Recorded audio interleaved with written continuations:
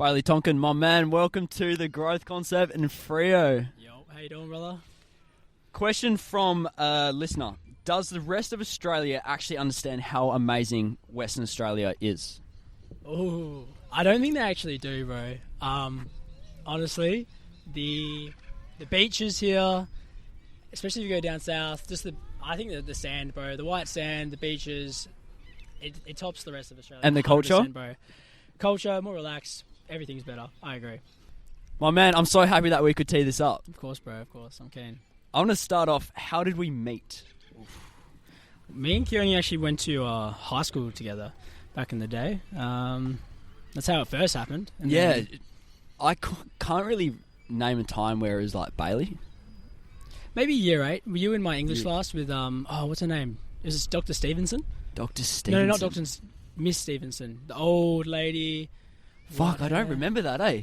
You were with Flynn, Declan, Stevenson. Yeah, right.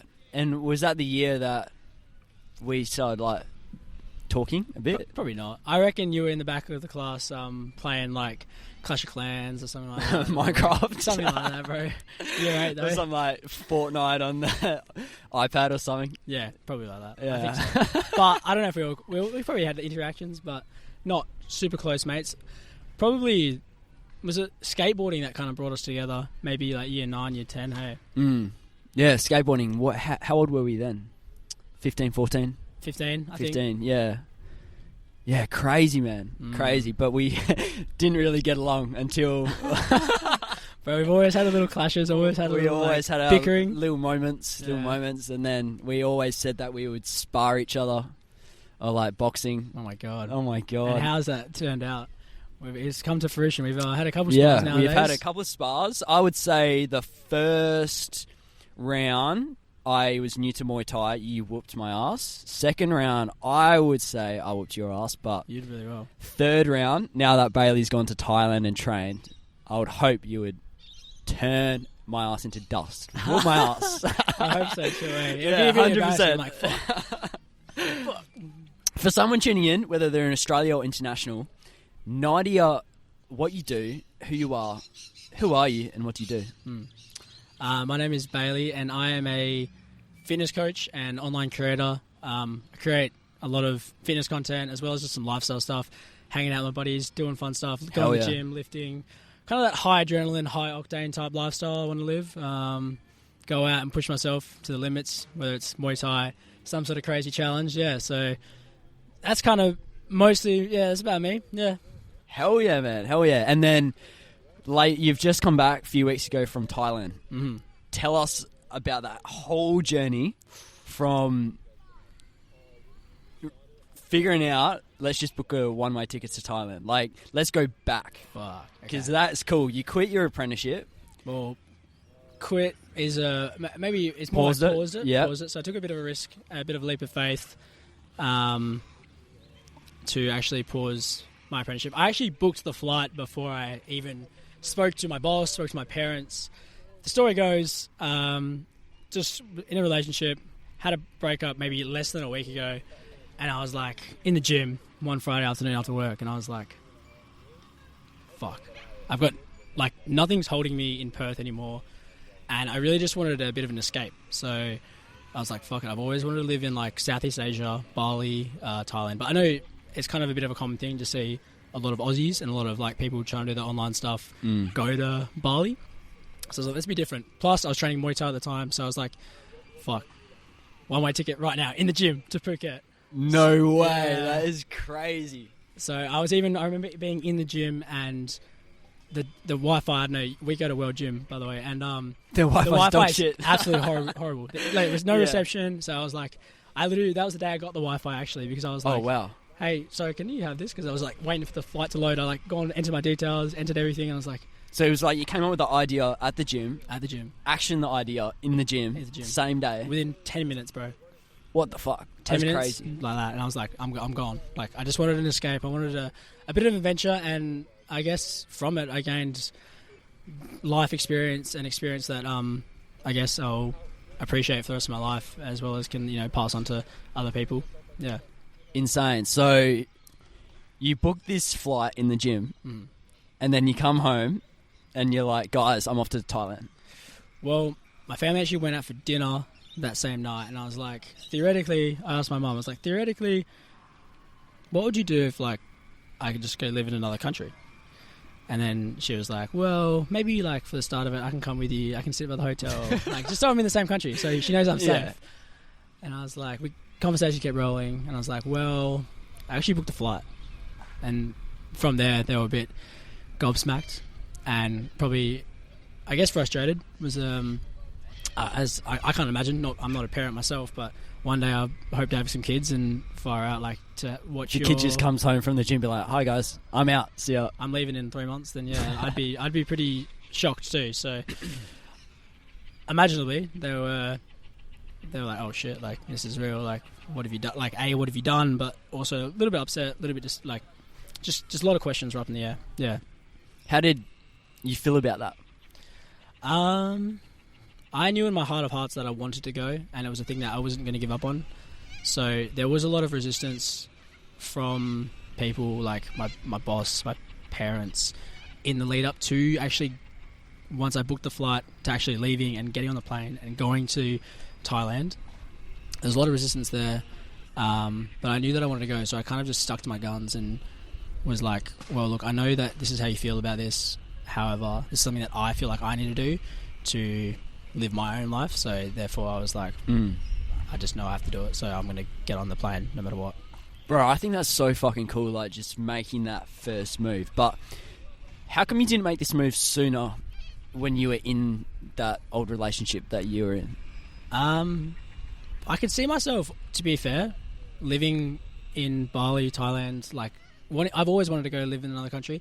It was just because the lifestyle didn't match. I had, like, a job, like I was doing an electrical apprenticeship, had a stable job, trying to save up, maybe buy a house, do the usual, like, tick the stuff of lift, graduate, uni or trade, maybe buy a house, settle down, family, etc., etc. Yeah. But I was like, I always knew that I wanted to do, like, maybe live 6 months here, 6 months there, or at least go try living in a different place, experience different culture. So I was like, were you afraid to leave? Yeah.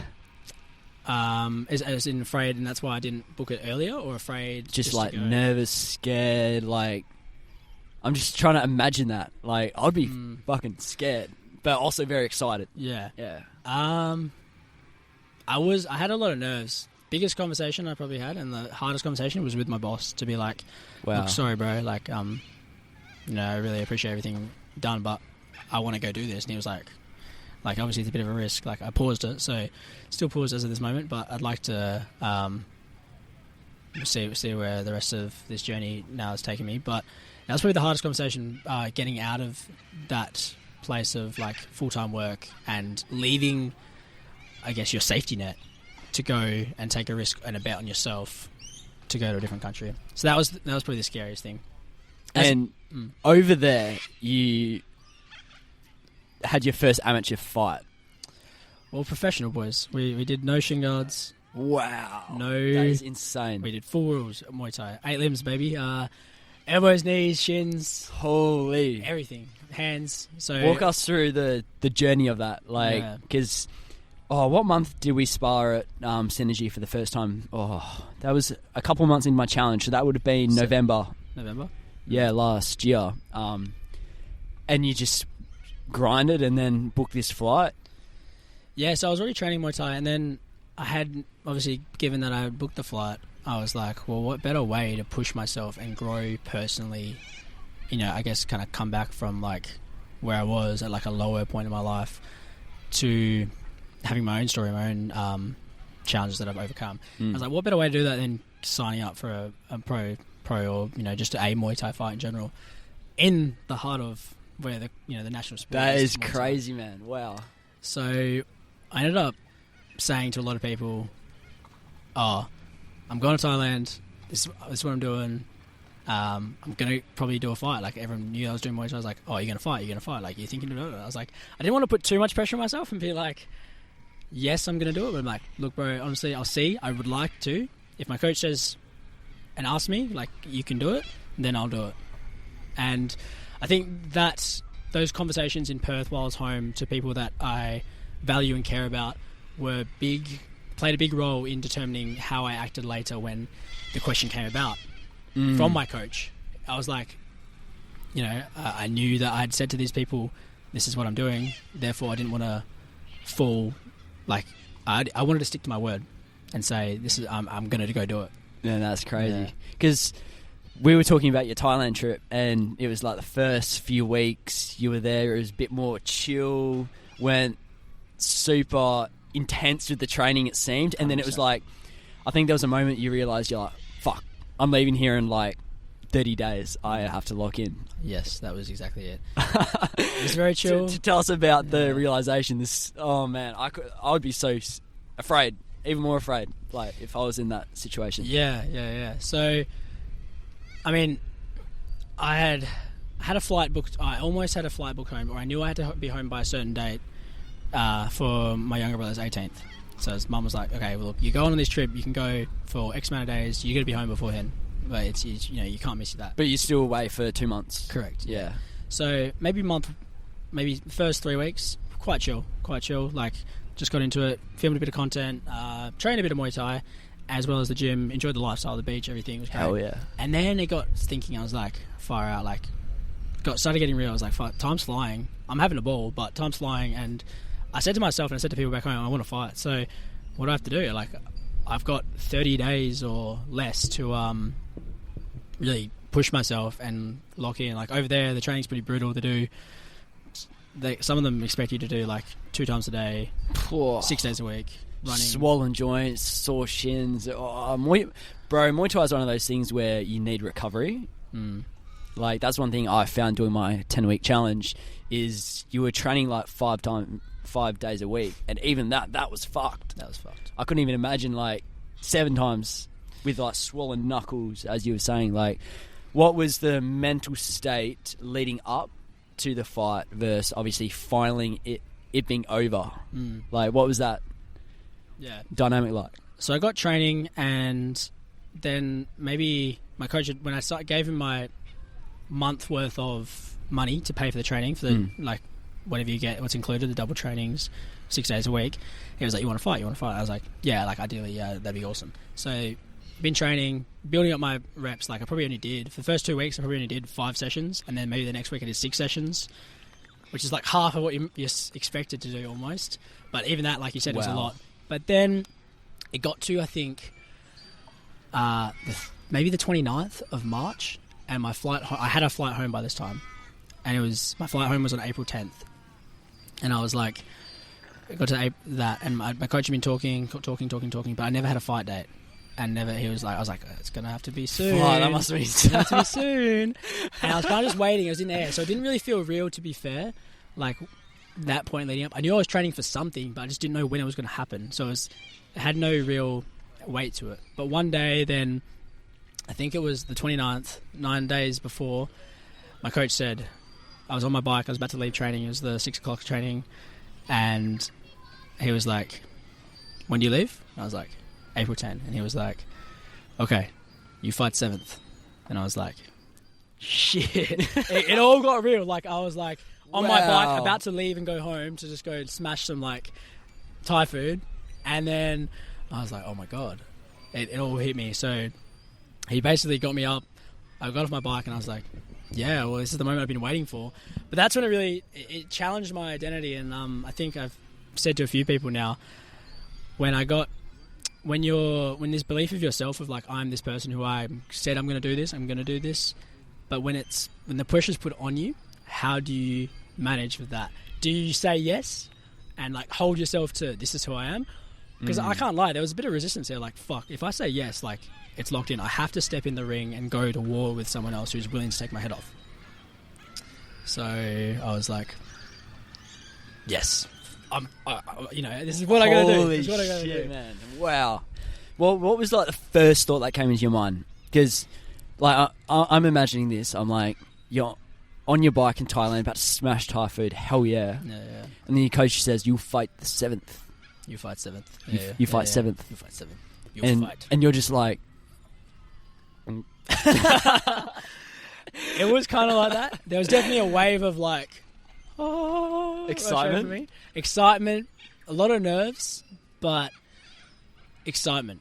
Hell yeah, man. But still, yes, very like a wave of like, oh my God, like, do I say yes? Yeah. So you said yes, and you started training hard.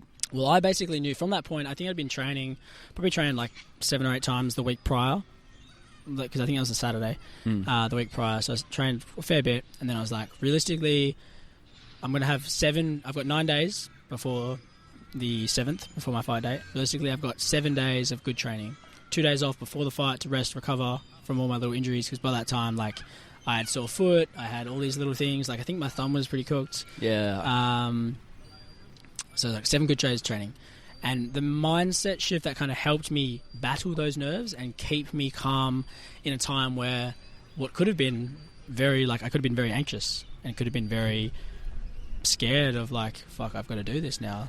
But the mindset I had was, realistically, you just give it your all, and the work is the work. Like, I do the work, and all I can do is ask for the best. I kind of remove myself from the result, put the effort in, and then I just show up and I do what I came here to do. And then that had a piece in it that I knew that regardless it was going to happen. So I just let the work and that do the talking. I'm like, the training's already done, bro. Like, just got to lock in, do the work, and show up for the Holy day. shit, that's crazy. And then let's talk about in the ring. Mm-hmm. So you're standing doing your ritual before your fight. Waikari, yeah. The Waikari? Yeah. And what's in your mind when you're in this ring with this guy? Like, what was your first look? You see him, he was a lot bigger than you. Not a lot bigger, but he seemed to have more weight. Yeah, it honestly didn't cross my mind, to be fair. Okay. A lot of people did say afterwards, seeing it, was like, bro, is that guy in your weight class? And I was like, well, looking at it now, he probably wasn't. No, so my first thought? Yeah, first thought. Like, you're walking up to in this ring. How are you feeling? What's going on in your mind? When I saw my opponent, I honestly thought I didn't know who I was fighting to the day of, because we had the posters scattered around Thailand. I was across from like one other bloke, and I was like, am I fighting him or am I fighting him? Like the one next to me or the one across from me? One looks like a 30-year-old who's probably had like 40 plus fights. The other guy looks like a kid, and I was like, well, I guess I'll kind of want him. Kid, yeah. It was actually the young guy. The kid was actually 16, been training for 3 years, and it made me underestimate him. I actually was like, oh, bro, I don't actually want to hurt this guy, because it's such a foreign thing. Like, these days, we don't go around like having the threat of being violent to someone else. But I was like, it almost made me like hold back a little bit and feel like I don't want to hurt him. But it all changed very quickly in the ring. Wow. So when we got in, I think he opened up with a head kick within the first 5 seconds. And I was a little bit like, before that, like I was underestimating him, maybe thinking he's a bit young, I don't want to hurt him. Hit me with a head kick 5 seconds in. The crowd goes wild. The referee, like the commentator, did he like kick your head, or did you block it? Like in the chin, bro. Fuck. Shin to the head. And he was like, the commentator's going like, oh, and I was like, fuck, that would be embarrassing if I got knocked out. But I've got a like decent chin, I would say. Been rocked a few times in sparring and managed to keep my head on. And I was like, okay, I got hit with it, and I was like, oh shit, it's real. Like now it's on now, boy. Yeah. So it all changed very fast. And wow. I was like, well, I'm in here now. Like, I've got to survive. But it was such a surreal feeling to get actually in there. Like, it almost, the noise around you is all quiet. It's really just like focused on you and your opponent. Like, you don't even notice the crowd. You don't notice anything. You're just simply in there trying to do your best and trying to obviously win. Fuck, man, that's insane. So, did you win the fight? Negative. Damn. But you kept your head on? I did. I didn't get... So I'm pretty proud of the effort. I went all 5 rounds. So Muay Thai, it was a 5-round fight, 3 minutes per round. That's insane. So 15 minutes all up, and we went the distance. Man, by round 4 or 5, I was absolutely knackered. But we went the distance. He ended up winning. Very like obvious, I think, by round 4 and 5 that I was just knackered, and he just kept kicking me. And I don't know, it took a lot to even just stay in there. There was times where I would have been like, man, I wish I could just tap out, just knock me out now, bro. But like, obviously, I can't. Yeah. And that would be like, not. Had I been like given up and just been like, no, I want to get out. That's just like, I couldn't do that to myself, and to be like, I quit. I give up. I wanted to go the full distance. So you were just focusing on defending, surviving. That last round, wow. just surviving, because I was so knackered, couldn't even throw kicks. And it was clearly obvious that he had won by that point, and I was like, get me out of here. But by the end of it, it was really good. He got his hand raised. He actually brought me to the middle with him. That was so good. Yeah, bro, he brought me to the middle, and he lifted my hand up with him, and I was like, yo, it probably was one of the best feelings ever, because bro, after that's feeling good sportsman, bro. So good, man. This sport has so much respect, and for this kid to, like, after I've just lost, maybe feeling a little bit down, like, fuck, I've disappointed my coaches, disappointed some people, I thought I would be good. He comes and lifts my hand like, you were a tough opponent, like, well done. And I was like, oh my, that was probably one of the greatest things. We couldn't communicate because he doesn't speak very good English at all. Yeah. But that, I guess, real wholesome moment. Yeah. It was like a moment of camaraderie, and it still holds very dear to me now. Bro, I can relate so much. When I did my mock fight, I'm not even calling it a fight, a sparring session, 100% sparring session. Like, even though I'm trying to punch this guy's face in, and he's trying to do the same with me. After the rounds, like, bro, like, best mates almost. Hug it like, out. Bro, yeah, hug it out, like, good shit, bro, perform well. But yeah, fuck, man, I'm so proud of you. That's wicked, man. It was so good. To wrap up this conversation, I'd like you to pick one card, and we both answer this question. I don't know what question this will be, so your guess is as good as mine. Yep. Pick I was your lucky card. dip, hey. Yep. I want this one. What's the question? All right, so when was a recent moment in which you felt deeply happy? Interesting. How would you answer? I think I was saying on the previous chat with Chris, it's a moment that's come very recent lately, with finding business being so challenging. Like, there's been multiple times this year, and I haven't been able to pay rent, and worrying about food. I'm like, I have to, like, get this shit sorted, hustling, grinding, and then now it's like finally working out, like getting clients, making a difference, loving what I'm doing. That's a moment that I've been super happy with, and that's been yesterday. Shooting client shoots and signing new people. Like, yesterday, signed another 2 clients on the team. Did another, like, had 5 client shoots this week. A lot of work, but that's a moment I've been deeply happy about. How about yourself, man? I'm curious. I mean, I can't lie. I'm probably just going to throw it back to the Muay Thai. But it was probably the surreal feeling after driving. Like, I'd done my fight, and I come back to the gym. I'm just driving, cruising around Thailand, driving around my moped. Then, even though I've got this deep loss, I lost the fight, all the people around me in my training camp and, through social media were sending me so much support, so much love, like, almost like championing me and being like, fuck yeah. Wow, like, you really did something that's really hard and not letting people do. And that support, and I guess that made me feel quite deeply happy and proud within myself to be like, wow, like, even though I lost, it's a win. And all the people showing love, I was like, yo, I did something good. Hell yeah, man. I'm so happy. All your links will be in the show notes below. Check him out. Bailey Tonkin, thank you very much, my man.